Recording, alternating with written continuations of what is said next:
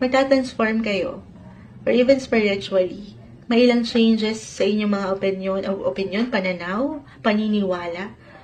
May ilang pagbabago. At patungo kayo doon sa mas klaro, mas mature 2.0 version nyo na mga Year of the Ox ngayong taon.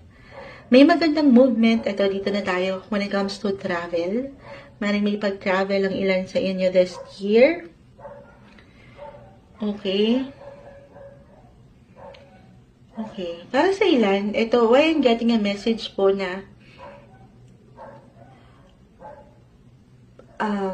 may patungkol sa bata. Okay? Kung dito kayo merong tinatrabaho, kung nagtatry ang ilan sa inyo na makabuo, maybe isang indikasyon ito na ito yung tatrabahuhin ng tahimik.